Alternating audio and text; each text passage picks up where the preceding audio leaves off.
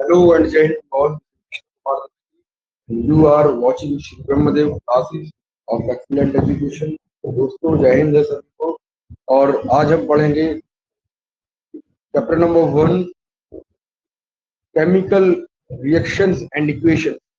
Okay, the base of chemistry, the base of chemistry and the chemical equation. आज हम पढ़ने वाले हैं बहुत ही बढ़िया अंदाज में। दोस्तों बने रहेंगे हमारे साथ और अंत तक कहीं नहीं जाइएगा। हम एक एक बात को क्लियर करेंगे, चीज समझेंगे with help of different examples. Okay, chemistry में अगर देखें, रसायन विज्ञान में दोस्तों, ये बहुत ही मूल चीज होती है। The root is what we have such of the items, such of the topics which are related with the today's topic. So here is the PDF. Let me show you the PDF. Okay, just a second. We are live. So giving all the information regarding what you are learning here. That today's topic would be what beta. Here would be chemical equations and reactions. The chemical equations and reactions. Okay, so we are going to tell that कि यहाँ पर आप जो भी पढ़ेंगे बहुत ही detailed अंदाज में पढ़ेंगे मित्र। ओके, और ऐसे दोस्त जो पहली बार हमारे चैनल पर आए हैं उनकी गुजारिश है कि आपको एनसीईआरटी ऑथेंटिकेटेड कंटेंट पढ़ना है तो हमारे चैनल को बेधड़क सब्सक्राइब कर लीजिएगा, क्योंकि यहाँ हम एनसीईआरटी को आधार लेकर पढ़ते हैं दोस्त। तो टुडेज टॉपिक इज कि केमिकल इक्वेशन क्या है। आइए समझते हैं कि डिफरेंट टाइप्स ऑफ जो केमिकल रिएक्शंस हो रही होती हैं आपके आसपास।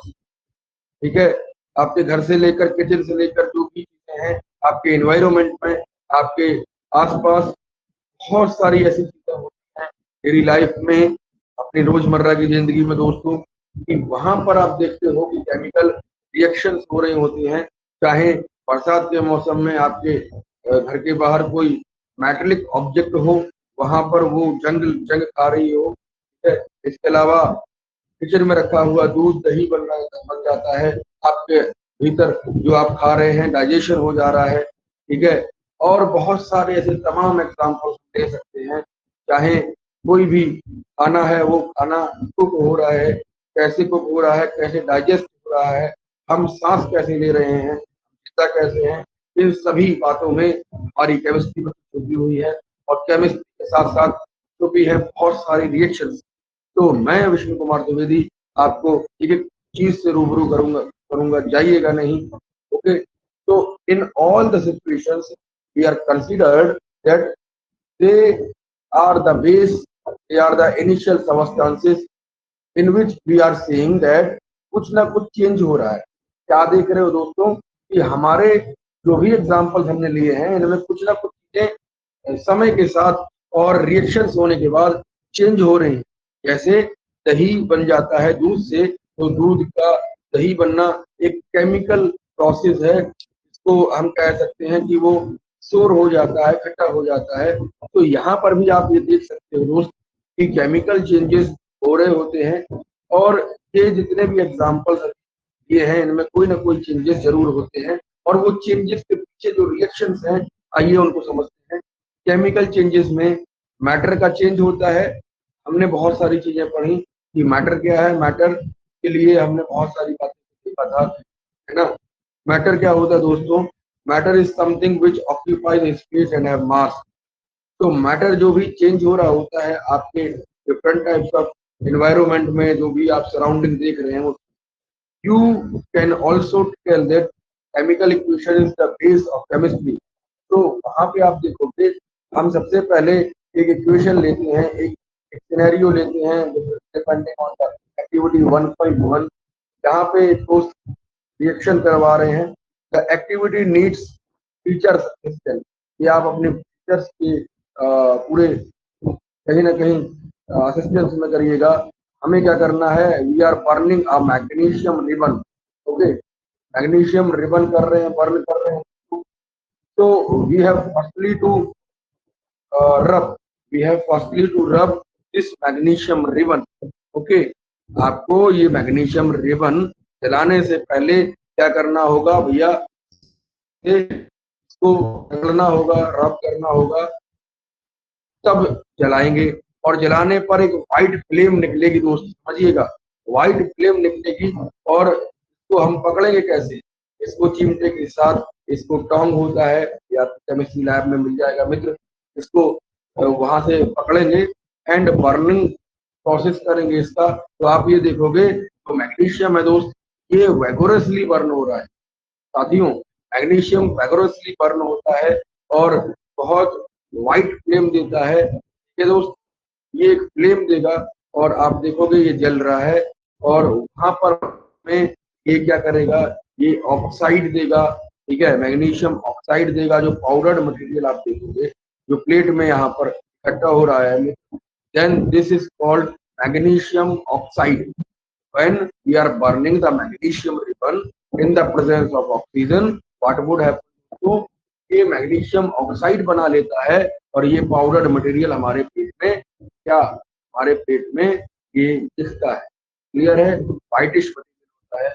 आइए समझते हैं। देखो अब यहाँ पर इंपॉर्टेंट चीज क्या है, इंपॉर्टेंट चीज ये है दोस्त कि why we are burning, why we are burning and on burning why we are rubbing, why we are rubbing with the sandpaper, बिना सैंडपेपर के जला देते। तो वहां पर आप ये समझिए कि मैग्नीशियम रिबन के ऊपर एक ऑक्साइड लेयर चढ़ा हो, क्लियर, और मैग्नीशियम जो है ऑक्साइड लेयर की वजह से जल नहीं पाता है, ठीक। और मैग्नीशियम जो है हाईली रिएक्टिव होता है, बट वो लेयर जो चढ़ी है उसको उतारना पड़ेगा। Then this is why we are rubbing that with the sandpaper. Clear है दोस्त, समझ पाए हैं कि नहीं।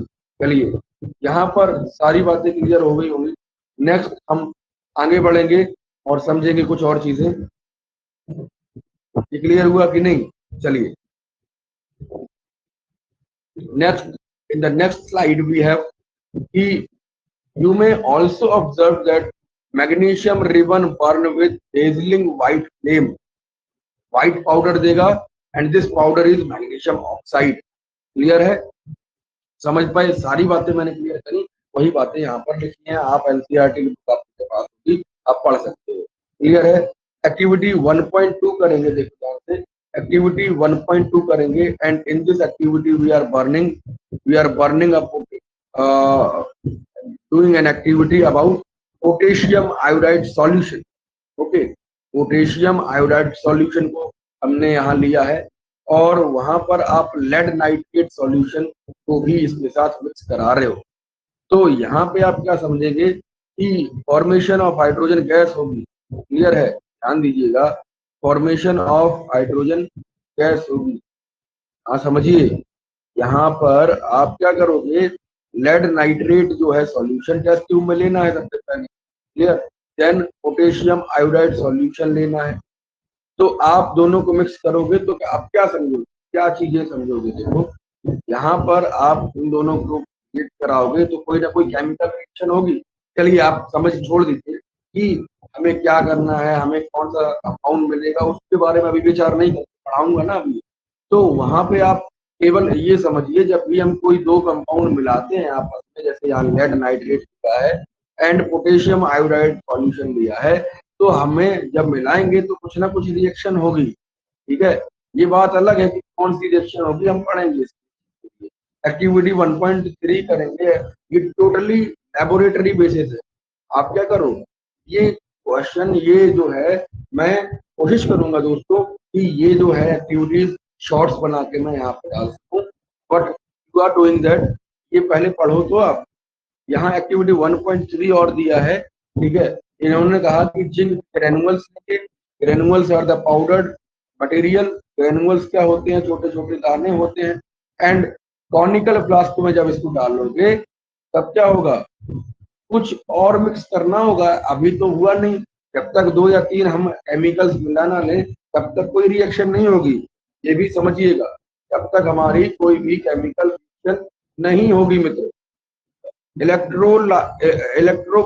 हाइड्रोक्लोरिक ध्यान से कह दिया, ठीक है, हाइड्रोक्लोरिक एसिड जो है अगर आप इसमें डाइल्यूट डालते हैं एंड अगर हाइड्रोक्लोरिक एसिड नहीं है तो you can also take sulphuric acid. Clear है दोस्त? H2SO4, यहाँ इसका फॉर्मूला भी लिखे H2SO4 हाइड्रोजन डाइसल्फाइड, या हम कहेंगे सल्फ्यूरिक एसिड। क्लियर है? तो वहां पे आप समझ सकते हो कि जो हाइड्रोजन सल्फेट कह सकते हैं। क्लियर? तो वहां सल्फ्यूरिक एसिड कह सकते हैं, it is the king of acid. Okay, sulphuric acid is very important and हमने पढ़ा था एसिड बेसिस ऑफ सॉल्ट में कि जो सॉल्ट जो है, एसिड जो है, एसिड्स दो तरीके के होते हैं, one is concentrated and another is dilute, depending on the basis of H plus ions भी है। ओके, तो वहां पे आप देखोगे, अगर आपने वो लेक्चर नहीं देखा, जाइए देखिएगा जाके, बहुत अच्छा लेक्चर। ठीक है, कोशिश की है कि सही बात है। H2SO4 में आप अगर आप जिंक ग्रेनुअल से मिलाओगे तो क्या देखोगे कि यहाँ पर कुछ चीजें कॉनिकल फ्लास्क में गर्म हो रही हैं, एक्सोथर्मिक रिएक्शन हो रही है। आप समझिए, जिंक जो है वो H2SO4 के साथ रिएक्ट करा के ZnSO4 बना ले रहा है और हाइड्रोजन गैस इवॉल्व हो जा रही है, याद रखिएगा। Then this is happening, an exothermic reaction could be there. Okay, हम पढ़ेंगे एक्सोथर्मिक क्या है। फिर देखिए रिएक्शंस आपको मालूम नहीं होंगी, तो हम सारी चीजों को क्लियर करेंगे। ठीक है, अच्छा, कुछ ना कुछ इन तीनों एक्टिविटीज जो हमने बताई है उनमें कुछ ना कुछ हो रहा होगा। पहला तो स्टेट चेंज हो रही होगी, दूसरा कोई भी केमिकल रिएक्शन होती है तो कभी कभी कलर चेंज भी होता है, तीसरा जैसा यहाँ H2 गैस रिलीज होगी, हाइड्रोजन गैस रिलीज, इवोल्यूशन होगा, यहाँ पर रिलीजन होगा और गैस का। एंड अगर हम टेम्परेचर देखें तो टेम्परेचर या तो एब्जॉर्ब होगा, ठंडी हो जाएगी chemical reaction, okay, test tube ठंडा पड़ जाएगा, या तो टेस्ट ट्यूब बहुत गर्म हो जाएगा। तो you have to take it very seriously, take it with what we are saying that वो जो हैंडल टेस्ट ट्यूब हैंडलर लेते हैं उससे करेंगे तो कोई दिक्कत नहीं आएगी। ठीक है, ये एक्टिविटी आप केवल टीचर के रेफरेंस से करेंगे, अपने पास नहीं ले जाएंगे। Then we are seeing that in this chapter we are going to cover different types of things we have with the chemical reactions. Okay, chemical equation समझिए क्या होता है। अभी जो चीजें हमने करी हैं उसमें क्या हुआ होगा, कुछ केमिकल इक्वेशंस हम क्लियर करेंगे। देखो केमिकल रिएक्शन क्या है, chemical reaction are the changes which are happening on mixing different types of acids or bases or different types of compound mixing. So on that case it will be forming a new product. Okay, so in the chemical reactions the different compounds, okay, so they are combining or they are reacting with one another to form a new compound, new substance. Okay, so this is called chemical reaction, जहाँ पर reactant मिलकर और जो दो है दो से ज्यादा रिएक्टेंट मिलकर प्रोडक्ट बना ले, this is called chemical reaction. Chemical equation different. कभी कभी बच्चे क्या करते हैं दोस्त, केमिकल इक्वेशन को आप लोग क्या करोगे, कभी कभी केमिकल इक्वेशन और केमिकल रिएक्शन के साथ एक जैसा मान लेते हैं। हाँ, सिमिलरिटी होती है, but chemical equation is another. If we are writing a chemical reaction, then what symbols we are doing, what formula we are taking of different compounds, is writing this is called chemical reaction. Clear है दोस्त? एक बात बहुत गहनता से हम समझने वाले हैं दोस्त, क्योंकि ये चीज अगर नहीं आएगी तो फिर केमिस्ट्री नहीं आएगी दोस्त। क्लियर है? केमिकल इक्वेशन जो है, अगर हम बात करें दोस्त, तो केमिकल इक्वेशन जो है वो ऐसी एक रिएक्शन होती है, एक ऐसी वर्ड इक्वेशन होती है जो चेंजेस करती है रिएक्टेंट्स में और प्रोडक्ट्स में। क्लियर है? अच्छा, लेफ्ट हैंड साइड हम जो लिखेंगे वो क्या होगा दोस्तों, कमेंट बताइए, कमेंट में बताइए। लेफ्ट हैंड जो साइड लिखेंगे वो क्या होगा, रिएक्टेंट होगा। एंड एरो बनाएंगे, ओके, एंड एरो के इस साइड RHS साइड जो हम लिखेंगे दोस्त, then this is the product which is formed by the different reactants we are joining here. So this is having the totally different physical and chemical properties with the reactant, ये बात भी ध्यान रखिएगा। ठीक, जो रिएक्टेंट्स की आपकी chemical या फिजिकल प्रॉपर्टी हुई होंगी, उनसे टोटली डिफरेंट नया प्रोडक्ट बनेगा जिसकी केमिकल और जो फिजिकल प्रॉपर्टीज है ये दोस्तों ये बिल्कुल डिफरेंट होगी। क्लियर है? Substance are undergoing a chemical change reaction. तो आप देखिए यहाँ पर हमने क्या लिया है, एक इक्वेशन लिया है मैग्नीशियम प्लस ऑक्सीजन। जो आपने पिछला एक्टिविटी किया है एक्टिविटी 1.1 जो शुरुआत में हम अभी पढ़े हैं, तो उसमें ऑक्सीजन के प्रेजेंस में यहाँ पर बर्निंग हो रही है। इन्होंने एनसीईआरटी ने थोड़ा सा यहाँ मिस्टेक किया है और हम समझेंगे इस बात को। इन्होंने मिस्टेक किया है, इन्होंने केवल सिंपल ही लिख दिया है कि आप केमिकल इक्वेशन पढ़ रहे हैं, तो सिंबल्स इन्होंने यूज नहीं किए, नहीं है। ओके, तो यहाँ पे आप देखो कि magnesium will burn in the presence of oxygen. So we can take here, just a second, I am raising it. तो यहाँ आप देख सकते हो कि अगर हम क्या लेंगे, अगर हम दोस्तों यहाँ क्या ले लेंगे कि एक एरो बना रहे हैं, ओके, 2 एरो आप देख सकते हो, इसके ऊपर हीट भी होगी, टेम्परेचर दे रहे होंगे कि नहीं, बर्निंग कर रहे हैं तो टेम्परेचर सीधी सी बात है देंगे। तो मैग्नीशियम और ऑक्सीजन जो है वो मिलकर चलेगा ऑक्सीजन की प्रेजेंस में, ठीक है। Then it will form a magnesium oxide, that is the product, that is react, ये यहाँ पे लिखा हुआ है। क्लियर है? The new substance is magnesium oxide and this is having totally different property. Clear है? समझ रहे हैं? अच्छा, जो जो हम रिएक्टेंट्स यहाँ लिखेंगे उनके उनको अलग अलग करके हम प्लस लगा देंगे, याद रखिएगा, ठीक है। अच्छा, 12th में अगर हम पढ़ने जाएंगे इस चीज को, तो यहाँ पर हम स्टाइकोमेट्री एक पूरा यहाँ पर एक स्टाइकोमेट्री जो टर्म है उसका यूज करते हैं। स्टाइकोमेट्री टर्म में बात आती है कि जो भी रिएक्टेंट्स आप लोगे उनकी फिजिकल स्टेट और केमिकल स्टेट, उसको भी हम ब्रैकेट के अंदर लिखेंगे, अभी पढ़ेंगे इस चीज को। हम कोशिश ये करेंगे कि ये 10th का बच्चा हो या 12th का बच्चा हो, एक बात क्लियर करेंगे, लैंग्वेज का कोई बैरियर नहीं आने वाला है, ठीक है। Now we are doing the different types of things we have. Next slide, clear है? तो यहाँ पर कुछ और रिएक्शन हम लेंगे। देखो, सबसे पहले आप ये समझिए कि यहाँ जो हमने मैग्नीशियम और ऑक्सीजन की प्रेजेंस में जो सिंबल्स वो समझिए Mg+O2। Magnesium when burns in the presence of oxygen it will form a magnesium oxide ribbon, magnesium oxide product बनेगा and it is powdered material, okay।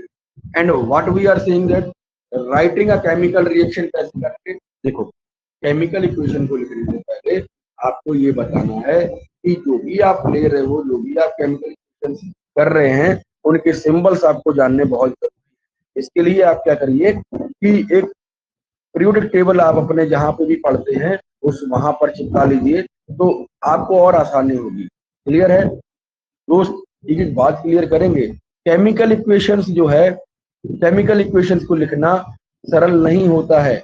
अगर आपने कोई भी एलिमेंट्स नहीं पढ़े, कोई भी चीजें नहीं पढ़ी, तो chemical equations can be made more conscious and useful if you use chemical formula. यही बात एनसीईआरटी भी कह रहा है, ओके। केमिकल इक्वेशंस रिप्रेजेंट करेगा, क्या करेगा, केमिकल रिएक्शन। ध्यान दीजिए, केमिकल इक्वेशन जो है वो केमिकल रिएक्शंस कैसे हो रही है और कौन कौन से वहां पर हमारे कंपाउंड हम ले रहे हैं, तो यहाँ पर आप समझेंगे ध्यान से कि उसके बारे में बताया जाता है ना, उसके बारे में बताया जाता है।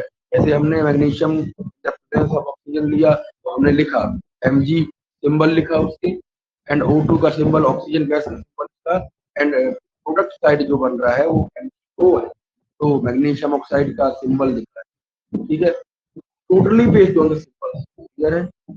अब हम काउंट करेंगे, काउंट एंड कंपेयर करेंगे कि जो नंबर ऑफ एटम्स हैं एलिमेंट्स में, मतलब RHS में, और लेफ्ट हैंड साइड हैं वो कितने हैं, ठीक है।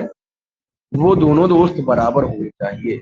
One of the most important thing when we are writing a chemical reaction is this, कि हम वो देखें, अगर केमिकल इक्वेशंस में नंबर ऑफ एटम्स जो आप डिफरेंट रिएक्टेंट्स ले रहे हैं, वहां पर जो प्रोडक्ट बन रहा है जो उनका रिएक्शन होने के बाद एटम्स अलग अलग हैं, तो this is not the balance equation. याद रखेंगे, ये बैलेंस इक्वेशन नहीं है, ये एक स्केलेटन रिएक्शन है। क्या है? ये एक स्केलेटन रिएक्शन है, और समझो, ठीक है। यहाँ पर आप बात करेंगे such a chemical reaction called skeleton reaction.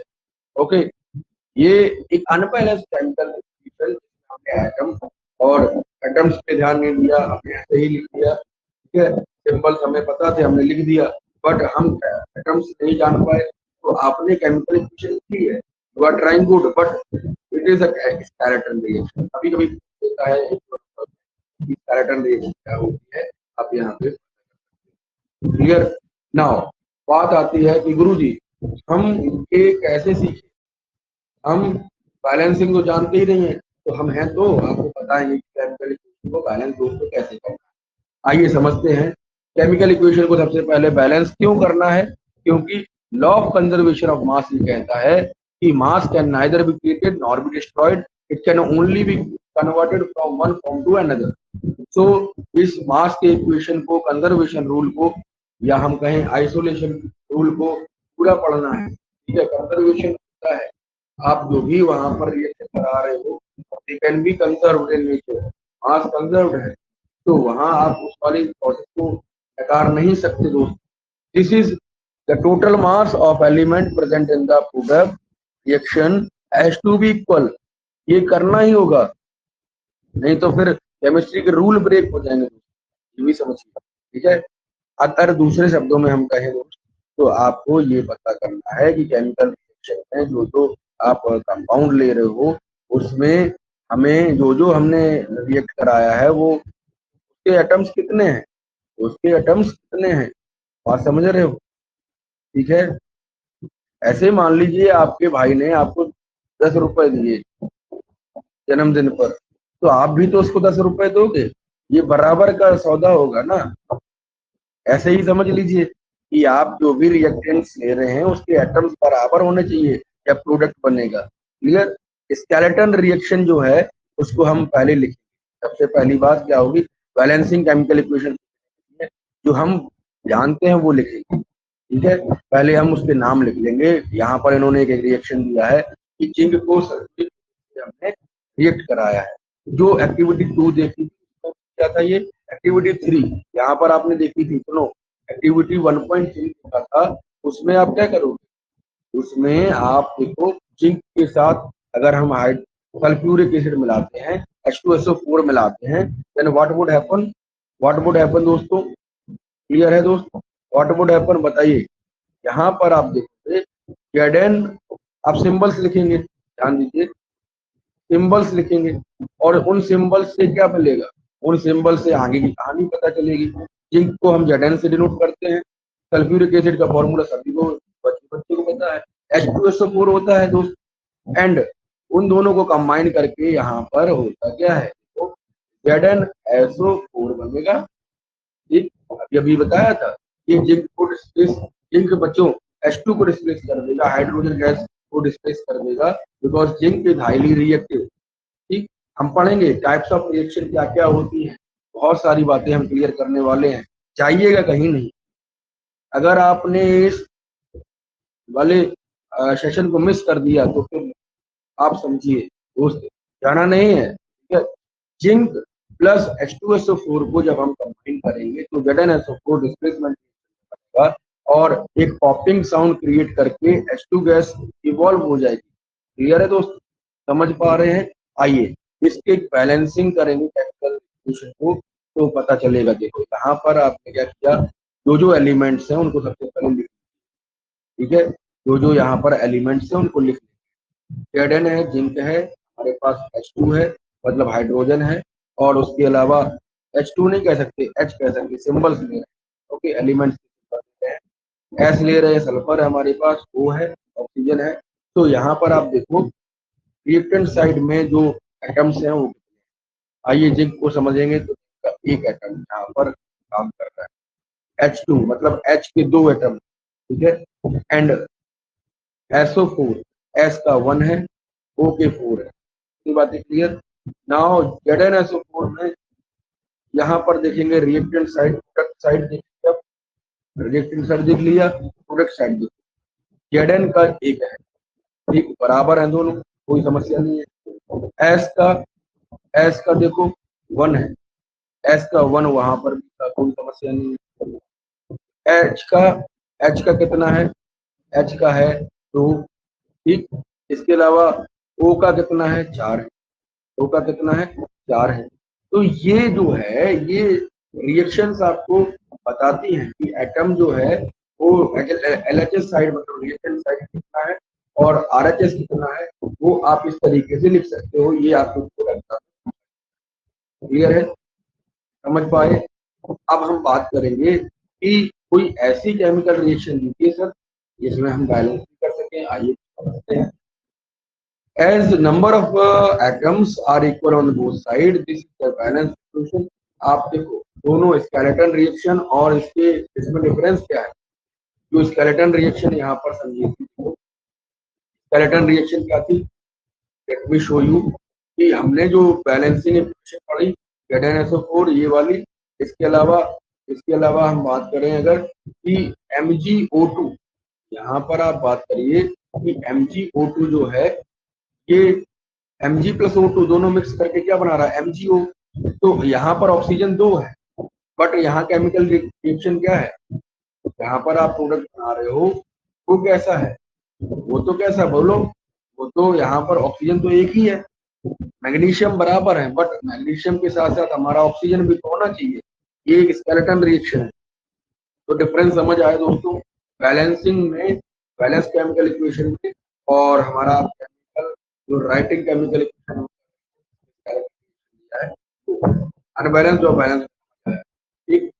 यहाँ पर बैलेंस कैसे कर सकते हो, आइए समझते हैं इसको, हम बैलेंस कैसे कर सकते हैं, एक छोटी छोटी बातों को भी हम समझेंगे, यहाँ पर क्लियर करेंगे। देखो ऑक्सीजन 2 है, तो यहाँ पर हम MgO में आगे 2 लगा दें, क्या करें, आगे अगर 2 लगा देंगे तो बात बन जाएगी, क्या कर देंगे, आगे 2 लगा देंगे तो बात बन जाएगी, 2 यहाँ पे लगा देंगे, एंड यहाँ पर अब 2 लगाएंगे तो इसका मल्टीप्लाई अंदर के साइड में दोनों में होगा, तो ऑक्सीजन तो 2 हो गए, बट एक एक प्रॉब्लम क्रिएट हो गई सर, Mg भी 2 हो गए, तो यहाँ पर भी आपको 2 लगा देना है, ठीक, बात हो गई क्लियर।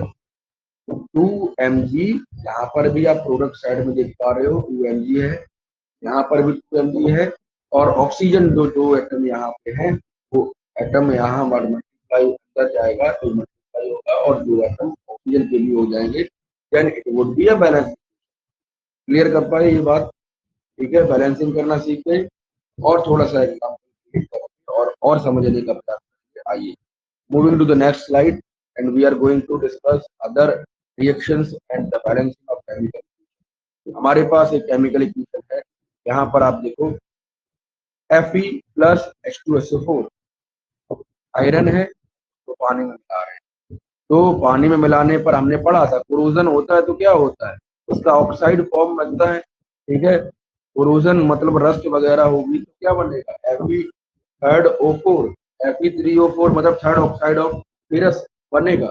तो वहां पे आप देखो कि इसके साथ साथ H2 गैस भी रिलीज होगी बाय प्रोडक्ट में, ठीक है।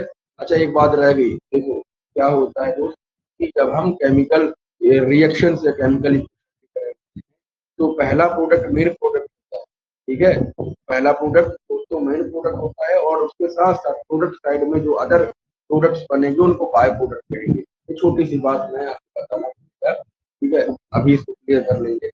ओके, तो moving to the next slide, we have some other equations also and some other questions also.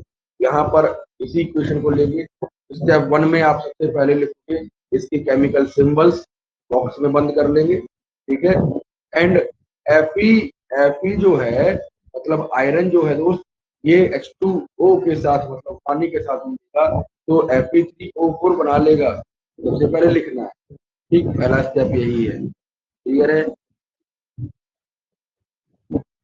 Second step में आप देखोगे list the number of atom, जो टेबल बनाई थी पीछे हाँ ZnSO4 के, तो वहां पर भी बनाएंगे। ठीक है, यहाँ पर आप लीजिएगा Fe, देखो क्या क्या आपके अंदर है, इसमें केमिकल इक्वेशन में क्या क्या कौन कौन सा रिएक्शन हो रहा है, कौन कौन से बाय प्रोडक्ट ले रहे हो आप, कौन कौन से एलिमेंट है यहाँ पर इन्वॉल्व हो रहे हैं रिएक्शन। Fe है, H है मतलब हाइड्रोजन का एलिमेंट है, और ऑक्सीजन। और कोई समस्या है?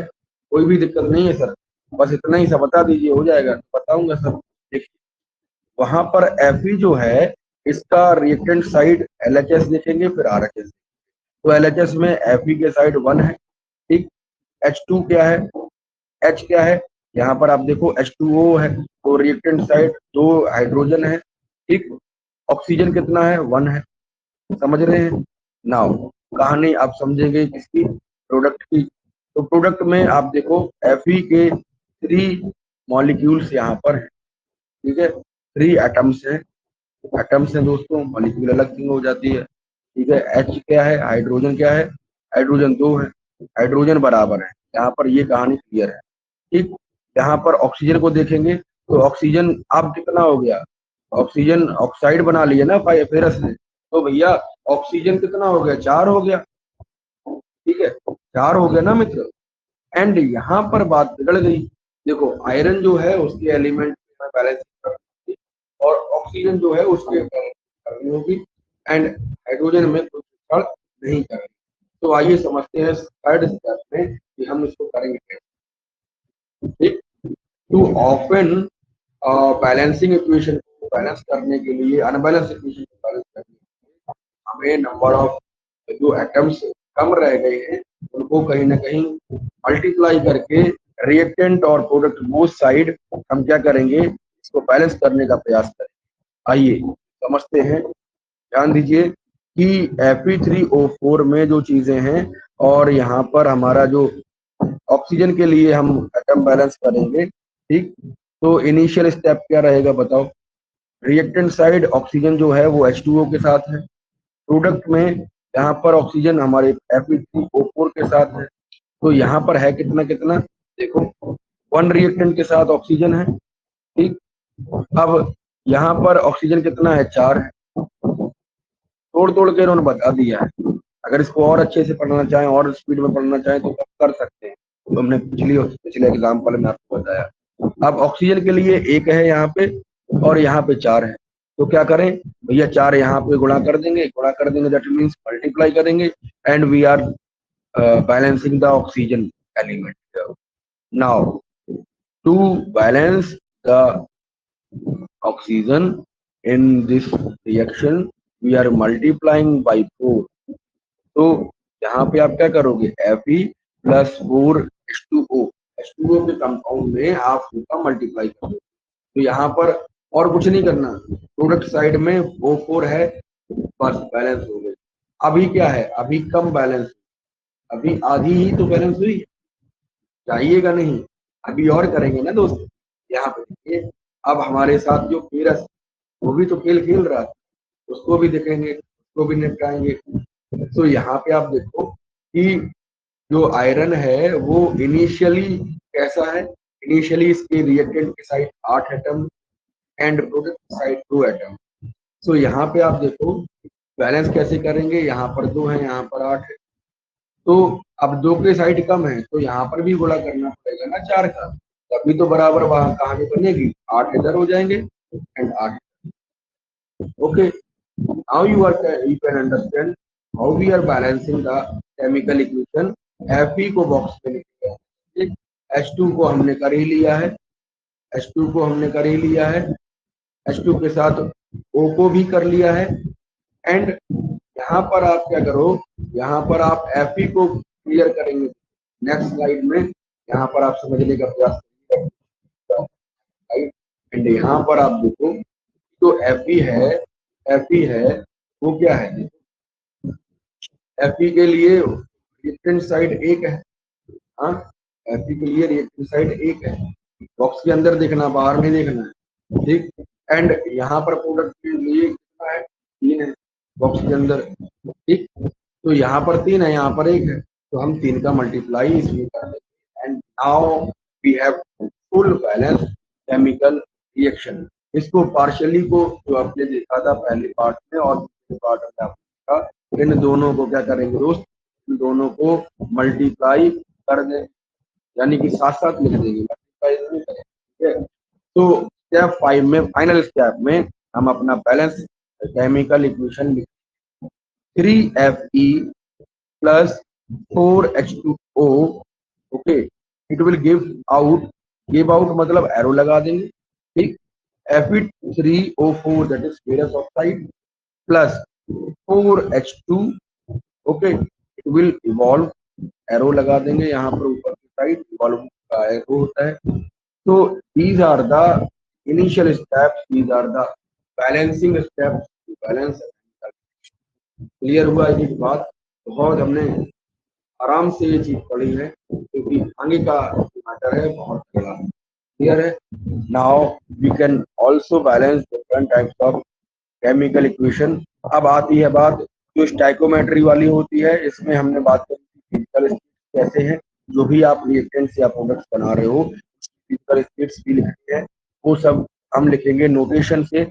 और नोटेशन होती है गैसियस लिक्विड होते हैं या एक्वस लिक्विड है, या कोई भी आप जो प्रोडक्ट या लिक्विड ले रहे हो या कोई भी रिएक्टेंट ले रहे हो, उसमें दोस्त देखेंगे कि यहाँ पर जो भी आप देख रहे हो बैलेंस केमिकल इक्वेशन में, Fe कैसा होता है, सॉलिड है, मेटल होता है, H2O क्या है, गैस है, गैस यहाँ पे दे दिया इन्होंने, लिक्विड होना चाहिए, यहाँ पर क्या होना चाहिए, लिक्विड होना चाहिए, H2 गैस, यहाँ पर क्लियर कर लेंगे, छोटी सी प्रॉब्लम है यहाँ पे, क्या गैस, ये लिक्विड। क्लियर है?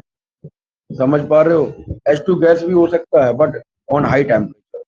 H2O क्या हो सकता है, पेपर फॉर्म में होगा तो गैस होगा। क्लियर है? वाटर सॉल्यूशन फॉर्म में होगा तो वो क्या होगा, लिक्विड होगा। तो वो एक्वस लिख सकते हैं यहाँ पे, आप समझो, एक्वस माने पानी है उसके अंदर, एक्वस मतलब क्या होता है, पानी होता है। एंड सॉलिड लिक्विड गैस, जो भी आप प्रोडक्ट लेंगे उसके आगे लिख देंगे ब्रैकेट में छोटे। अब ये सारी क्या होगी, देखो ये सारी जो है, आप जो जो स्टेट है, फिजिकल स्टेट है, उनको लिखने पर क्या करेंगे, उसको लिखेंगे तो स्मॉल लेटर्स का इस्तेमाल करेंगे, याद रखिएगा, ठीक है। नाउ आपको फुल जानकारी होगी इसकी। कुछ और चीजें देखेंगे, देखो जैसे H2O, मतलब H2O यहाँ पे, सॉरी, CO है, कार्बन मोनोऑक्साइड, और इसको हम हाइड्रोजन गैस के साथ रिलीज करा रहे हैं, और ATM एटमॉस्फेरिक प्रेशर दे रहे हैं 340 का। क्लियर है? प्रेशर के अंदर हम ये रिएक्शन करा रहे हैं दोस्त, ये कैटलिस्ट होता है, याद रखिएगा। तो यहाँ पे आप देखो कार्बन मोनोऑक्साइड गैस होती है, बहुत ही प्रदूषक गैस है ये, and it will when mix with what, blood, haemoglobin के साथ कार्बोहेमोक्सिलिन गैस बना लेती है, याद रखिएगा। It it can choke you, it can dead, big dead.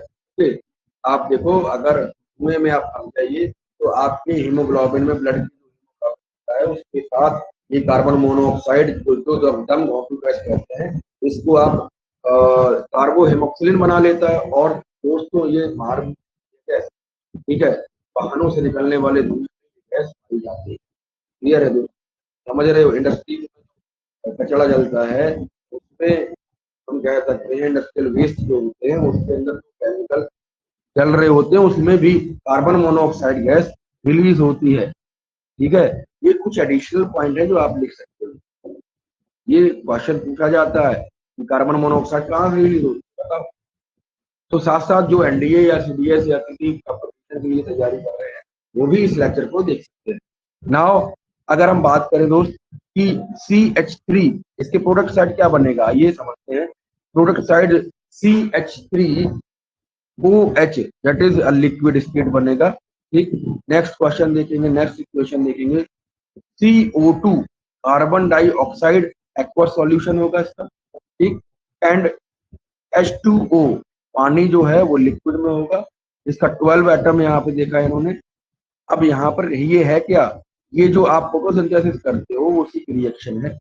Carbon dioxide और पानी मिलकर क्या बनाता है, इन the presence of chlorophyll and sunlight it will form C6H12O6, it will be in aqueous state। clear है, and this will be transferred to the different part of the end of the clear. And next C, that is oxygen gas हमें देगा, तो पेड़ जो दे हमें हवा देते हैं, हवा बहुत ही इंपॉर्टेंट गैस होती है, ऑक्सीजन आप ले पा रहे हैं, शुक्रिया अदा करेंगे ऐसे का, ठीक है। अभी और दूसरा कर दीजिए H2O, पानी बनेगा दोस्त, क्या बनेगा दोस्त, पानी बनेगा। तो ये बातें क्लियर हो रही कि नहीं, ये आप बातें समझ पाए कि नहीं। यहाँ पर जो भी हम इक्वेशंस लिखेंगे उनके फिजिकल स्टेट्स लिखना वेरी वेरी इंपॉर्टेंट बात होती है, ठीक है, क्लियर है। नेक्स्ट हम बात करेंगे कि हम ये बातें और अच्छे से समझें। कुछ इक्वेशंस हैं कि यहाँ पर आप क्लियर करेंगे। देखो एक क्वेश्चन यहाँ दिया है इन्होंने, magnesium ribbon be for burning in, we are totally discussed about that कि मैग्नीशियम रिबन को हम यूज करेंगे, रिबन करेंगे मैग्नीशियम को रब करने में, ठीक है, क्योंकि वो एयर के प्रेजेंस में जब मिलेगा, ऑक्सीजन के मिलेगा, तो ऑक्साइड की लेयर चढ़ जाएगी, एंड अगर हम उसको बर्न नहीं करें मैग्नीशियम सही से चलेगा, क्लियर है। Because magnesium is highly flammable, white flame देता है, देन हम उसको क्लीन करेंगे, क्लियर है, क्लीन करेंगे। एक और बात कि वो जो है वो आपके मैग्नीशियम ऑक्साइड के टुकड़े हैं, वो आपके ऊपर भी आ सकते हैं, इस वजह से और क्लीन करना, ठीक है। आप बात करेंगे सेकंड क्वेश्चन की, right the balance equation for chemical equation, hydrogen chlorine and hydrochloride बना रहा है, हाइड्रोक्लोराइड बना रहा है। देखो समझिए H2 जो है Cl2 के साथ रिएक्ट होगा, क्लोरीन क्या बनाएगा, HCl बना लेगा। अब देखो HCl, H यहाँ पर एक है, यहाँ पर भी एक है, और यहाँ दो है, तो यहाँ पे सिंपली हम क्या करेंगे, हम 2HCl लिख देंगे, क्लियर हो जाएगी। 2H मतलब हाइड्रोजन के एटम भी 2 हो गए, और Cl मल्टीप्लाई होगा तो Cl क्लोरीन के भी एटम 2 हो गए, ये बैलेंस हो गई। इसके साथ आपको मैं यहाँ क्वेश्चन दे रहा हूँ, देखिए आप में कमेंट बॉक्स में यहाँ पे करिएगा क्लियर कि बेरियम क्लोराइड अमोनियम सल्फेट से बनाते हैं, ठीक, इट्स SO4 सॉल्यूशन, एंड अगर हम तो प्रोडक्ट साइड देखें तो बनेगा क्या दोस्त, बेरियम सल्फाइड बनेगा, ठीक, और एल्युमिनियम क्लोराइड बन जाएगा, साल्ट बन जाएगा दोस्त। एंड अगर हम बात करें सॉल्यूशन को रिप्लेस कर देगा, बेरियम जो है वो बेरियम इसको एल्युमिनियम सल्फेट से रिप्लेस कर देगा, ठीक है। हम पढ़ेंगे डिस्प्लेसमेंट क्या है इसी लेक्चर। आइए समझते हैं, जल्दी जल्दी समझेंगे कि सोडियम पानी के साथ रिएक्ट करता है तो क्या बनाता है, एक बेस बना लेता है sodium hydroxide, and hydrogen gas release होती है। आपने अगर एसिड बेस और सॉल्ट नहीं देखा है, आप जानते हो कि साल्ट कैसे बनता है, तो वो एसिड जो है, एसिड बेस और सॉल्ट वाला कहीं ना कहीं आप जरूर 3 पार्ट आपने डाले हैं, तो वहां देखिएगा जाके, ठीक है। Right a balance chemical equation with state symbol for this. अब आपको क्या करना है, आपको बैलेंसिंग आ गई, अब आपको बैलेंस के साथ साथ फिजिकल क्वेश्चन करना है। Solution of barium chloride and sodium sulphate in water react to give insoluble barium chloride, insoluble है तो ये मेटल हो सकता है, याद रखिएगा, ठीक है। And solution of sodium chloride, solution aqueous होता है तो आप एक्वस लिख सकते हो यहाँ पर, क्लियर है दोस्त। And next sodium hydroxide solution in water reacts with hydrochloric acid, याद रखिए सोडियम हाइड्रोक्साइड NaOH को जब आप इसमें HCl में रिलीज कराओगे, ठीक है, जोड़ोगे तो क्या मिलेगा आपको बताओ, आपको जो मिल रहा है वो क्या है, सोडियम क्लोराइड है, सॉल्यूशन है, और पानी मिल रहा है, ठीक है। बेस को जब आप ऐसे करेंगे तो आपको एक सॉल्ट मिलता है ना, सोडियम क्लोराइड मिल जाएगा NaCl, और यहाँ पर OH और KH H2O बना लेगा। समझ रहे हैं बातें, क्लियर बात समझ पा रहे हो। Now we are going to discuss very important part of the first lecture. The today's lecture is that what are the types of reactions, chemical reactions की टाइप क्या है, बिना किसी के बहुत जल्दी हम पढ़ेंगे, बहुत जल्दी से कवर करेंगे डिफरेंट टाइप्स ऑफ जो केमिकल इक्वेशन है वो क्या है। देखो ये जो है, ये ऐसा एक चैप्टर है, ये ऐसा एक पूरा लेक्चर जो बहुत इंपॉर्टेंट लेक्चर बनने वाला है मित्र, ठीक है, तो लास्ट तक देखना है। मैं बार बार कह रहा हूँ इस चीज को, क्योंकि अगर आप इसको नहीं देखोगे मिस कर दो। क्लियर है। अगर हम बात करें टाइप्स ऑफ रिएक्शन की, तो हम बेसिकली समझेंगे कि what are the types of reaction, chemical reactions. पहला केमिकल रिएक्शन होता है combination reaction. First is combination reaction. Combination में दो या दो से अधिक रिएक्टेंट्स में एक नए रिएक्टेंट का मतलब प्रोडक्ट का निर्माण करते हैं दोस्त। CaO क्विक लाइम जो है आप घरों में इस्तेमाल करते हो पुताई के लिए, जब इसको पानी के लिए हम पानी के साथ कराएंगे तो it is basically N exothermic reaction. It will lot of amount of heat.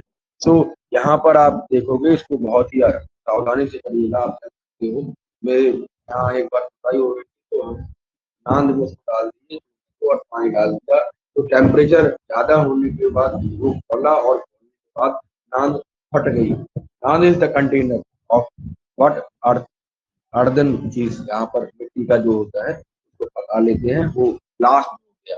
तो इट कुड बी ब्लास्ट अगर आप वैसा करते हो तो CaO है क्विक लाइम जो है, वो आप पानी में अगर मिक्स करते हैं, then what would the product CaOH, slaked lime बन जाएगा।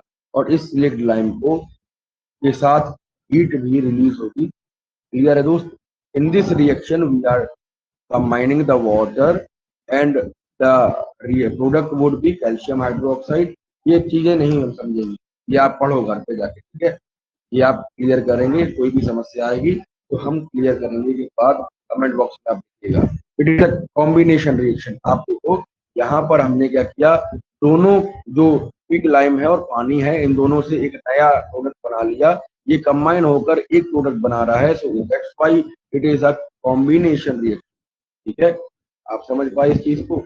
Next, taking to the next slide. Okay, next slide में आप आइए, just a second. Next slide में हम देखेंगे कुछ और केमिकल रिएक्शंस हैं जिनके लिए आप पढ़ोगे, देखो ध्यान से। अगर हम बात करें एक सेकेंड इक्वेशन, सेकेंड रिएक्शन क्या है, सेकेंड टाइप्स ऑफ रिएक्शन क्या है वो देखो। यहाँ पर आप बात करेंगे कि कार्बन जो है वो ऑक्सीजन से रिएक्ट होकर कार्बन डाइऑक्साइड गैस बना लेता है। कार्बन मतलब जब कोयला जलाएंगे प्रेजेंस ऑफ ऑक्सीजन पे, है ना, तो वहां पर कंप्लीट कंबशन नहीं होगा। CO2 एक पॉल्यूटेंट की तरफ आएगा और वहां पे आप समझेंगे कि ये जो कार्बन डाइऑक्साइड बन रही है ये पॉल्यूटेंट भी तो है। क्लियर है। इस तरीके से अगर पानी को देखेंगे, वाटर फ्रॉम H2, यहाँ पर आप देखो ये फ्यूल सेल की रिएक्शन भी है। अब देखो ये जो टर्म है ना, मैं बोल रहा हूँ, ये टर्म बहुत ही हाई लेवल, जब आपने वो चीज पढ़ी होगी तभी आप वहां पे क्लियर कर पाओगे, वरना रिसर्च करिए और यहाँ पर कमेंट बॉक्स में तब भी नहीं आ रहा तो पूछिए। ओके, H2 जो गैस है, हाइड्रोजन जो गैस है दोस्तों, वो ऑक्सीजन गैस के साथ रिएक्ट करके H2O बना लेती है। क्लियर। अब बात करेंगे कि फ्यूल सेल क्या है सर। फ्यूल सेल जो है, जब हम अंतरिक्ष में किसी इंसान को भेजते हैं, या अभी अभी शुभांशु शुक्ला जी गए थे, तो हेड्स ऑफ है उनको, बहुत अच्छे व्यक्ति हैं और बहुत ही कह सकते हैं हिम्मती व्यक्ति हैं। ठीक है, अपना देश का नाम रोशन किया है, तिरंगे का नाम रोशन किया है। उनको सल्यूट है मेरे तरफ से, श्री ब्रह्मदेव क्लासेस की तरफ से मैं सल्यूट करता हूँ। ओके, तो यहाँ पर जो फ्यूल सेल है, मतलब हाइड्रोजन और ऑक्सीजन जो है वो फ्यूल सेल बनाकर पानी का निर्माण करते हैं। वो हम जब अंतरिक्ष में होते हैं तो वहां तो पानी है नहीं, तो हम फ्यूल सेल की सहायता से, मतलब H2 और O2, तो ये दोनों जो रिएक्शन है वो कहीं ना कहीं कॉम्बिनेशन रिएक्शन बना के पानी के मॉलिक्यूल बनाने का प्रयास करते हैं। वही पानी उन लोगों के द्वारा पिया जाता है। सुनीता विलियम जी भी बहुत अच्छी व्यक्ति हैं, उन्होंने भी हमारे देश का नाम रोशन किया है और बहुत समय बिताया है हमारे देश में। तो सभी दोस्त, इन दोनों दोस्तों को हमारा सलाम है। ठीक है, अ सॉल्यूशन ऑफ स्लिक्ड लाइम। आप क्या जानते हो, क्या आप जानते हो कि अगर CaOH होल ट्वाइस यानी कि कैल्शियम हाइड्रोक्साइड को जब हम कार्बन डाइऑक्साइड के साथ रिएक्ट करा दें तो ये बना लेगा कैल्शियम कार्बोनेट। क्या बना लेगा दोस्त, कैल्शियम कार्बोनेट। और इसके साथ बाय प्रोडक्ट में वाटर के मॉलिक्यूल भी बन जाएंगे। मतलब चूने की दीवारों पर चूना, मतलब की दीवारों पर जो चूना पोता जाएगा दोस्त, तो वो कुछ समय के बाद कार्बन डाइऑक्साइड गैस के साथ रिएक्ट करके कैल्शियम कार्बोनेट बना लेता है। वैसी नहीं रहती जैसा हमने दिवाली में पोताई किया। तो आप समझने का प्रयास करेंगे कि यहाँ पर जो है वो वहां का कलर चेंज हो जाता है। आपकी दीवारों का कलर थोड़ा सा चेंज हो जाता है इस वजह से, क्योंकि कार्बन डाइऑक्साइड गैस के साथ रिएक्ट करके कैल्शियम कार्बोनेट। तो बहुत ही इंटरेस्टिंग चीज है कि नहीं। आप देखो, व्हाइट वॉश करें, कई चीजें लिखी हैं, शाइनिंग फिनिश देगा वॉल्स पर, कुछ समय के बाद वो मार्बल जैसा लगेगा। ठीक है, बात समझ रहे हो, क्लियर है दोस्त। अब चलते हैं आगे, अब चलते हैं आगे। तो यहाँ पे आप देखो बर्निंग ऑफ, ये क्लियर हुआ, ये क्लियर हुआ। नेक्स्ट अगर हम बात करें कि CH4 that is methane, okay, and अगर ये ऑक्सीजन के साथ रिएक्ट करती है तो ये कार्बन डाइऑक्साइड की आएगी main product and H2O by product बनेगा। And it is an exothermic reaction too, exothermic reaction और एंडोथर्मिक। एक्सोथर्मिक रिएक्शन जो है, एक्सो का मतलब होता है रिलीज और एंडो का मतलब होता है एब्सॉर्ब। ठीक, एंडो का मतलब बच्चों एब्सॉर्ब होता है। तो in that case when we are reacting two और more than two product, sorry reactant, so in that case what happen, if the gas, if the heat is absorbed the reaction in this reaction, so it would be a cold one, gas ठंडी लगेगी आपको।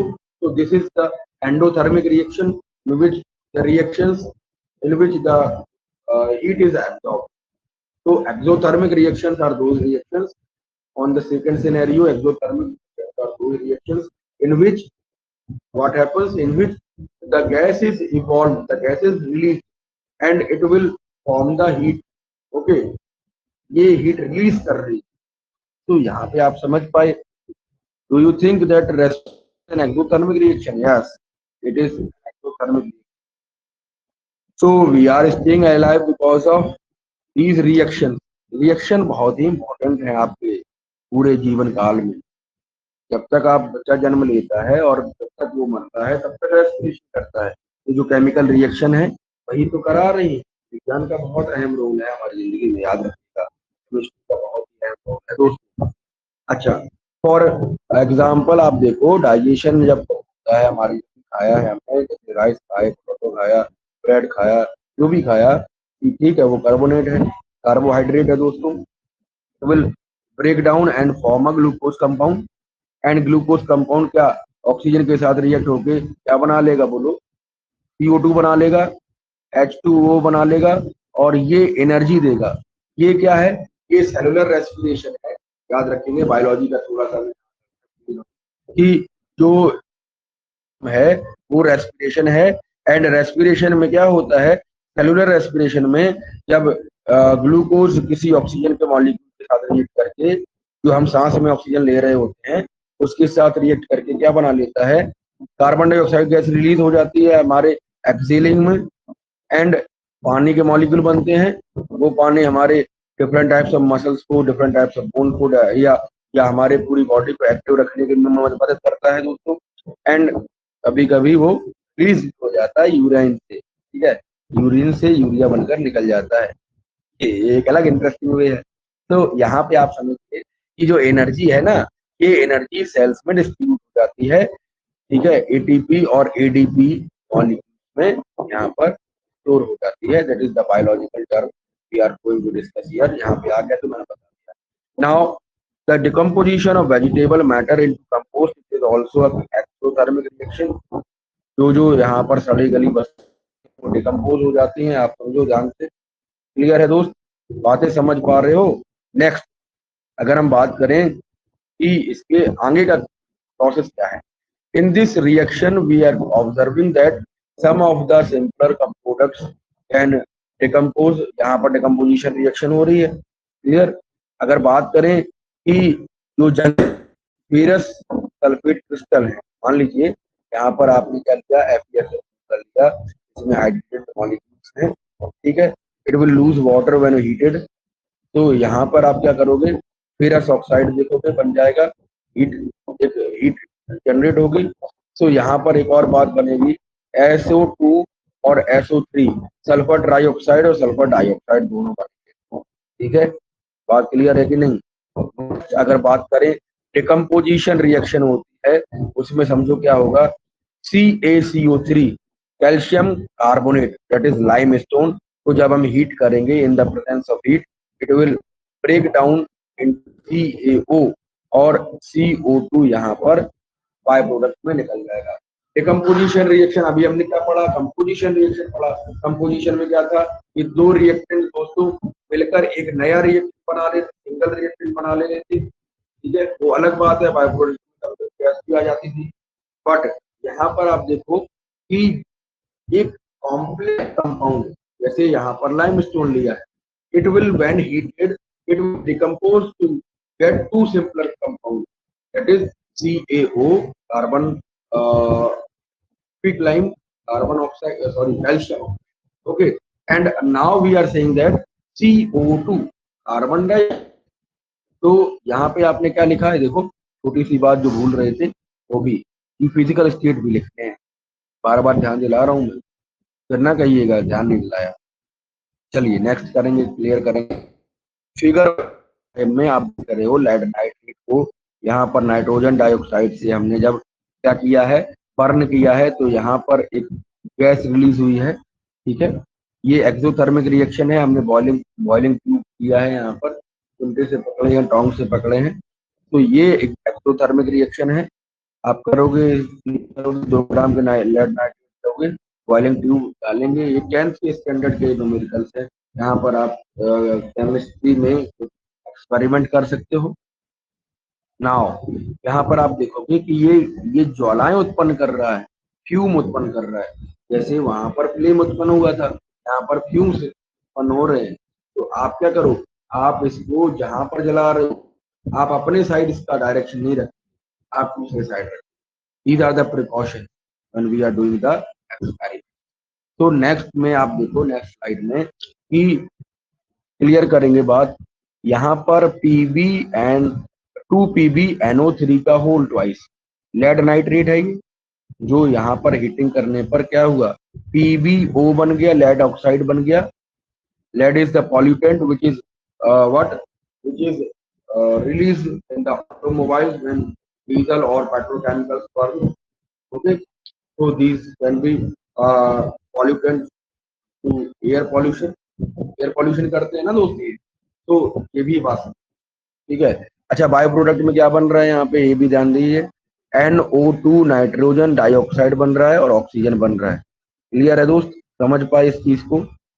अच्छा, activity 1.7 छोड़े दे रहा हूँ क्योंकि lecture बड़ा हो जाएगा मित्र, कभी फिर से समझेंगे इस चीज को, ठीक है। छोटी सी एग्जांपल यहाँ पर समझिए, जब हम एक्टिविटी 1.8 करेंगे तो वहां पर 2 ग्राम सिल्वर क्लोराइड लेंगे चाइना डिश में, ठीक है, इसके कलर को चेक करेंगे, कलर क्या है, place this China dish in sunlight, आपको क्या करना है, कुछ नहीं करना, धूप में रख देना है। अब ये सिल्वर क्लोराइड बना लेगा, क्या बना लेगा, सिल्वर क्लोराइड बनना है। अब उसके कलर को चेंज करिएगा, देखिएगा क्या हुआ, AgCl होता क्या है, AgCl जो है वो इन द प्रेजेंस ऑफ सनलाइट, ये क्या हो गया, ये ब्रेक हो गया दो चीजों में, ठीक है, इलेक्ट्रोलिसिस हो गया। ध्यान से यहाँ पर लाइट जो है, सनलाइट जो है वो कहीं ना कहीं इसको तोड़ने का प्रयास कर रही है, ये हीटिंग रिएक्शन हो रही है, और हीट कौन करा रहा है, सनलाइट करा रही है दोस्त। एंड यहाँ पर दो केमिकल कंपाउंड्स बन जाएंगे, यहाँ पर दो अलग अलग चीजें बन जाएंगी, यहाँ पर सिल्वर बन जाएगा Ag, एंड क्लोरीन अलग हो जाएगा। क्लियर है? समझ पा रहे हो? ये भी एक डिकम्पोजिशन रिएक्शन है। यहाँ पर सिल्वर क्लोराइड डिकम्पोज होकर सिल्वर और क्लोरीन बना रहा है। आप समझो, इन द प्रेजेंस ऑफ लाइट। तो ये क्या है? फोटो इलेक्ट्रिक कह सकते हैं। फोटो सॉरी, यहाँ पे आप समझ सकते हो ये एक लाइट में होने वाली रिएक्शन। ठीक है? यहाँ पर सनलाइट यहाँ पर बहुत ही अच्छा रोल अदा कर रही है। We are going to discuss different topics of it. AgBr यहाँ देखेंगे, AgBr सनलाइट की प्रेजेंस में R2 बना लेता है। This is also a decomposition reaction. Clear है दोस्त? समझ पाए? अच्छा, इस इक्वेशन को आप करिएगा, इस पूरी एक्टिविटी को आप करिएगा घर पे। ये एक एंडोथर्मिक है या एक्सोथर्मिक है, ये बताइएगा। ठीक है? क्लियर करेंगे। कुछ क्वेश्चंस यहाँ पे हैं। A solution of substance X is used for white washing. चूने वाली बात बोल रहा है। केमिकल इक्वेशन ऑफ X तो वही लिख दीजिए, ये छोड़ ही दीजिए, है ना। Y is the amount of gas collected in one of the test tube. हमारे बच्चे होशियार हैं, वो कर लेंगे दोस्त। ठीक है? यहाँ पे समझो, टेस्ट ट्यूब जो है एक्टिविटी 1.7 में डबल डिस्प्लेसमेंट रिएक्शन हो रहा है। ठीक है? यहाँ पे आप क्लियर कर सकते हो। यहाँ पर गैस बताइए कौन है। 1.7 देखिएगा जाके, पलटिए इसको, समझिए क्वेश्चन। ठीक है? यहाँ पर आप देखो एक्टिविटी 1.7, 1.6, 1.7, 1.7 कौन सी थी? यही तो थी सिल्वर आयोडाइड वाली। ठीक है? ये देखो ध्यान से समझो। 1.8, 1.7 कौन सी है? ये है, ये बड़ी है, ये तो छुटवा दी है। छोड़ दी, कोई दिक्कत नहीं है। इसलिए नीचे आए तो उनमें सभी क्वेश्चन करेंगे। घबराइए नहीं, छोड़ेंगे तो नहीं, बट यहाँ पर अभी हम छोड़े रहे हैं। अब समझिए, तीसरी जो डिस्प्लेसमेंट रिएक्शन है वो क्या है? डिस्प्लेसमेंट और डबल पढ़ेंगे दोस्त, समझिएगा कि when iron are dipped in copper sulfate solution, what would happen? ठीक, यहाँ पे आप समझो, व्यवस्था कर लेंगे, सॉल्यूशन ले लेंगे। कॉपर सल्फेट सॉल्यूशन होता है नीला सोटा, हिंदी में इसको कहते हैं दोस्त। ये है, समझेंगे? क्लियर है दोस्त? ब्लू विट्रॉल कह सकते हैं इंग्लिश में, और हिंदी में नीला तोता कहते हैं। क्लियर है दोस्त? तोता मतलब है तोता, तोता नहीं। अब हम करेंगे क्लियर एक बात आसान। यहाँ पे आप देखो कि Fe को जब हमने, आयरन नेल्स को जब हमने कॉपर सल्फेट सॉल्यूशन जो एक्वा सॉल्यूशन है उसके अंदर FeSO4 बना लिया, क्योंकि कॉपर जो है जनरेट ऑफ फेरस, तो फेरस जो है वो ढकिया देगा किसको? कॉपर को, और कहेगा भैया हमें जगह FeSO4 जाएगा दोस्त, और कॉपर अलग हो जाएगा। समझ पाए? तो कॉपर में जो कॉपर सल्फेट सॉल्यूशन है वो बे Fe बन जाएगा, और जो जंग है वो। क्लियर है? समझ पाए? तो ये Fe प्लस जो है वो बना के डिस्प्लेसमेंट हो रहा है। Copper has displaced from its sulphate solution. और आप देखो, कॉपर मतलब कॉपर को किया गया है किसके द्वारा? Fe के द्वारा। तो यहाँ पर फेरस ने कॉपर को लात मार दी, तो ये क्या बना लिया है? FeSO। ठीक, समझ पाए? ये पूरा इसका सिस्टम है। ये सिस्टम है हमारा डिस्प्लेसमेंट का, ये रिएक्टिविटी का है। ठीक है? जो है रिएक्टिविटी ज्यादा होगी जिसकी, वो आएगा, क्लियर करेगा। जो पहलवान ज्यादा तगड़ा होगा वो छोटे वाले को गिरा देगा ना, ऐसे समझ लीजिए। अब बात करेंगे दोस्त, displacement reactions are those reactions in which one compound is displaced with another metal or non-metal and any other product, sorry, reactant, okay, and it will displace from its sulfate solution, from its carbonate solution. This is displacement reaction. अगर मान लीजिए double displacement हो रहा होता है, then एक दूसरे को वो डिस्प्लेस कर देंगे। अभी हम पढ़ेंगे। और है यहाँ पर एक इक्वेशन और है, दो इक्वेशन है। Zn है, इसको हमने CuSO4 के साथ मिलाया तो क्या बना? इस बार Cu कमजोर हो गया, क्या पड़े? Zn जो वो तगड़ा है, Zn की रिएक्टिविटी ज्यादा है, तो हम क्या करेंगे, इसको देखेंगे, Zn को CuSO4 के साथ रिएक्ट कराएंगे तो ZnSO4 बन जाएगा। ठीक, ये एक और सॉल्यूशन है। Cu फिर से अलग हो गया, देखो आयरन से भी ये रिएक्टेंट नहीं था, यहाँ से Zn से भी ये मास खा गया। देन एक और क्वेश्चन इक्वेशन है यहाँ पे, जो लेड है इसको हम कॉपर क्लोराइड से CuCl2 से रिएक्ट करा रहे हैं, then what would happen, Pb इसको क्या करेगा, Pb इसको डिस्प्लेस कर देगा, PbCl2 बना देगा, समझ पाए, तो ये Cu बना लेगा। कॉपर कॉपर जो है वो सभी इन तीनों केसेस में आप देख रहे हो, इन तीनों केसेस में कॉपर अलग हो जा रहा है फ्रॉम देयर सल्फेट और फ्रॉम देयर क्लोराइड सॉल्यूशन, समझ पाए, क्लियर है दोस्त। नाउ नाउ ये हुआ क्यों, क्योंकि जिंक लेड और जो कि आपने यहाँ पर Fe लिया है, वो कॉपर को इस वजह से डिस्प्लेस कर दे रहा है क्योंकि कॉपर कमजोर है, लेस रिएक्टिव, ठीक है। नाउ नेक्स्ट क्वेश्चन आप समझेंगे कि डबल डिस्प्लेसमेंट जो रिएक्शन है, डबल डिस्प्लेसमेंट रिएक्शन में एक दूसरे को दो बार डिस्प्लेस किया जाता है।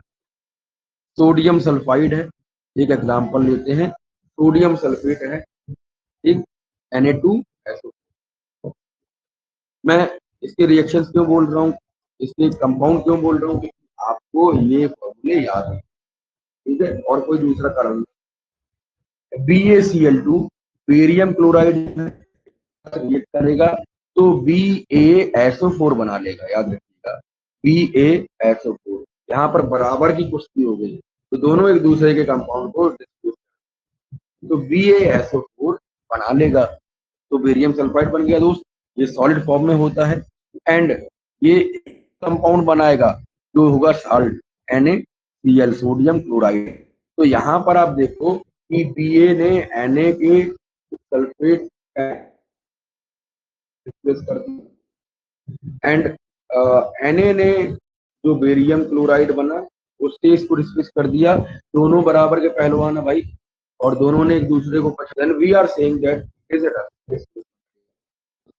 बढ़िया तरीके से नहीं समझाया जा सकता है, याद रखिएगा। हम एक्टिविटी कर सकते हैं, यहाँ पर देखो, सोडियम सल्फेट ले लेंगे एंड 3 ml के ले लेंगे, दोनों का बराबर बराबर कर लेंगे, बराबर, so we are taking the quantity equal, okay, equal quantity में लेंगे, and what would we observe कि वहां पर जो NaCl के साल्ट है उसके क्रिस्टल्स नीचे रह जाएंगे और बेरियम सल्फेट जो बन जाएगा वो में मिलेगा। एक्वा NaCl जो है वो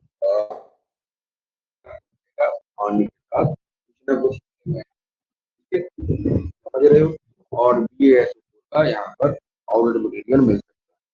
क्लियर करेंगे बातें, यहाँ पे आपको मिला है, ठीक है, समझ रहे हो।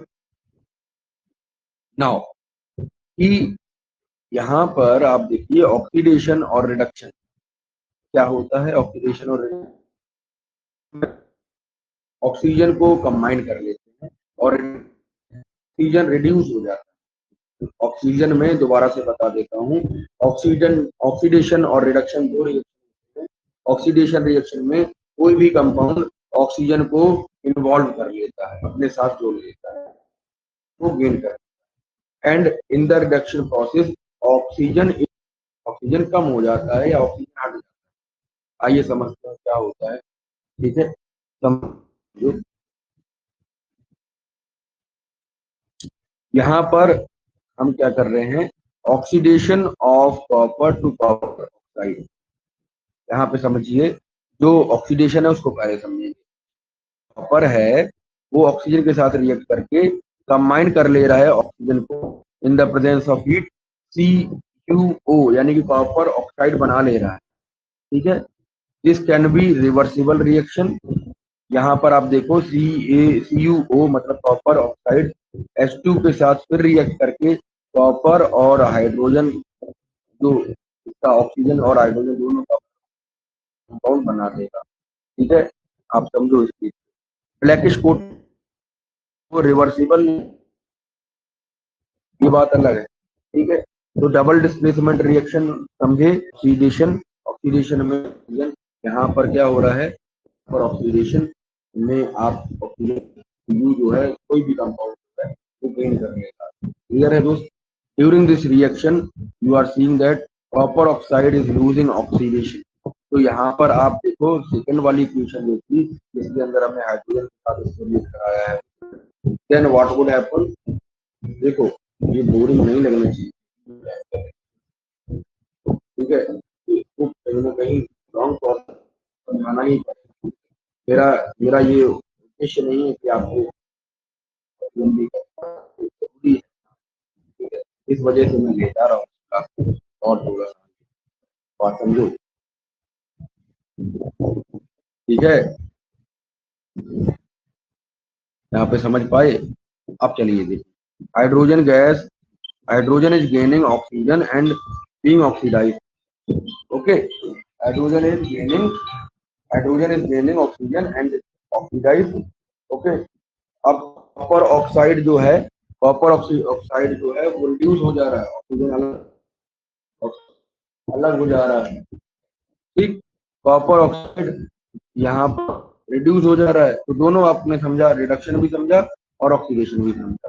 तो जब ये चीजें अलग होती है, देखो ध्यान से, ये साथ हो जाए, आपने एक बहुत ही अच्छा टर्म पढ़ा, रिडॉक्स, ठीक है, पढ़े हो कभी? ऑक्सीडेशन और रिडक्शन जब एक ही साथ एक ही कंपाउंड में दो बार होता है और एक ही साथ होता है तो वो ये होती है redox reaction. CuO, copper oxide जो हाइड्रोजन के साथ अगर कंबाइन होगा तो हीट देने पर ये कॉपर अलग हो जाएगा, H2O अलग हो जाएगा। तो यहाँ पर आप देखो कि H2 ने क्या कर लिया, तो जो है ऑक्सीडेशन हो गया। नेक्स्ट अगर हम देखें, let me change my colour, okay, तो यहाँ पर आप देखो कि जो दूसरा केस है, मतलब CuO वाला केस है, ये क्या कर लेगा, ये Cu बना रहा है, ऑक्सीजन को रिलीज कर रहा है, छोड़ रहा है, रिडक्शन हो जाएगा। क्लियर है दोस्त?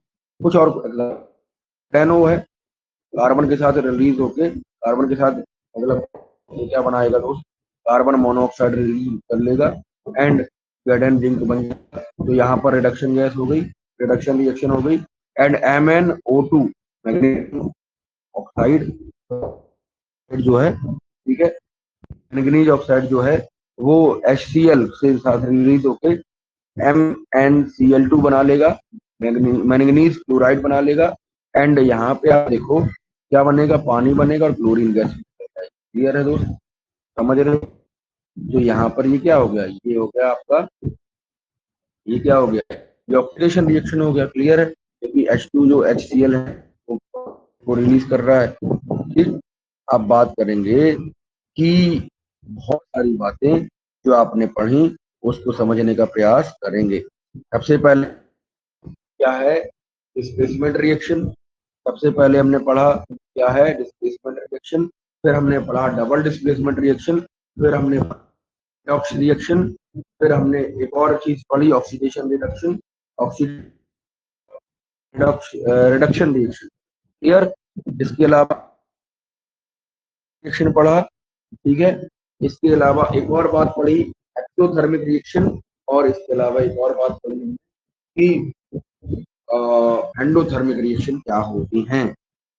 तो ये सभी टाइप की जो रिएक्शन हमने देखी, इनमें अगर कोई समस्या है या आगे आने वाले जो लेक्चर्स थे जो हमने बाद में पढ़े, जो रिएक्शन केमिकल से, केमिकल इक्वेशन से या केमिकल से करते हैं, अभी भी कोई समस्या है तो you may use the comment box and it would be resolve, it will be solve. I am my और and my team would be what trying to do this very importantly. बहुत ही अच्छे से पढ़ेंगे, ठीक है। ये लेक्चर पूरा हो गया यहाँ पर, आप इस लेक्चर को छोड़िएगा नहीं, ध्यान से समझिएगा। डिकम्पोजिशन रिएक्शन हमने देखा, ठीक है, क्लियर है। फिर हमने ऑक्सीडेशन रिएक्शन देखा, ये पहले एक और रिएक्शन था, क्या करेंगे बोलो। यहाँ पर हमने एक रिएक्शन और देखा था जो था कंपोजिशन, फिर था डिकम्पोजिशन, देखो मैं स्लाइड के अनुसार आपको बता रहा हूँ, ठीक है। फिर था क्या बोलो, फिर था हमारा क्या था बोलो, हमारा था लाइट वाली रिएक्शन एक और देखी थी, इसमें आपने क्या किया था, सिल्वर को क्लोराइड से अलग कर दिया था, डिस्प्लेसमेंट रिएक्शन देखा, डबल डिस्प्लेसमेंट रिएक्शन देखा, ऑक्सीडेशन रिएक्शन देखा। अगर आपने जरा भी इसको लाइक करा होगा, आपने समझा होगा दोस्त, अगर आपको जरा भी ये पसंद है, उस क्वेश्चन से इम्पोर्टेंट हमने देखे, बहुत ही इम्पोर्टेंट लेक्चर बना बेटा ये, ठीक है। तो इसको बिना लाइक करिए, बिना शेयर करिए और बिना अपने दोस्तों को बताइएगा, ठीक है। यहाँ पर बहुत मेहनत लगती है, बहुत सारी चीजें हमें समझानी होती है, बहुत ही विस्तार में समझाते हैं, कभी कभी समय लगता है। वो बात अलग है कि यहाँ से क्वेश्चन बहुत अच्छे बनेंगे, कभी भी यहाँ से कोई क्वेश्चन अब छूटने वाला नहीं है दोस्त। इसका हम पार्ट 2 बनाएंगे। पार्ट 1 ये कंप्लीट हो गया, हमने बैलेंसिंग सीखी, हमने बहुत सारी केमिकल कैसे हम लिखेंगे, सिंबल्स कैसे होंगे, साइकोमेट्री इफेक्ट क्या होंगे, बहुत सारी चीजें with the help of activities हमने सीखा दोस्तों। आप इस बातों को क्लियर करिएगा। देखिए, एक बहुत ही महान वैज्ञानिक थे जिन्होंने कहा कि facts are not science. Science क्या है, केवल फैक्ट को याद करने वाला साइंस नहीं है। जैसा अगर हम देखें कि डिक्शनरी में जो भी शब्द हैं वो लिटरेचर नहीं हो सकते, when we the feelings are not stored in that. Feelings जो हम स्टोर नहीं करेंगे, ठीक, तब तक कोई भी चीज क्या नहीं हो सकती, तब तक कोई भी चीज लिटरेचर नहीं हो सकती। ये चीज किसने बोली थी, मार्टिन एच फिशर ने, ठीक। तो facts are not science, but जैसे as well as we can say dictionary is not a literature. ये हमारे महान वैज्ञानिक हुए जिन्होंने, मार्टिन एच फिशर जिनका नाम है दोस्तों, आप देखिएगा एनसीईआरटी में ये लाइन आपको दी गई होगी, इज वहां पे उन्होंने बहुत अच्छी बात बोली है कि हम जो है, अगर लॉजिक लॉजिक पढ़ते रहेंगे तो आप पगला जाओगे भैया। साइंस जो है लॉजिक से जोड़ा है, और उन लॉजिक को जोड़कर आपको देखना है आपके आसपास दुनिया में वो कहाँ लग रहा है। यही तो विज्ञान है, यही तो फिजिक्स है, यही दोस्तों केमिस्ट्री है, और यही हमारा विषय है। हम आपको विज्ञान या फिजिक्स क्षेत्र में कभी भी पीछे नहीं पड़ेंगे।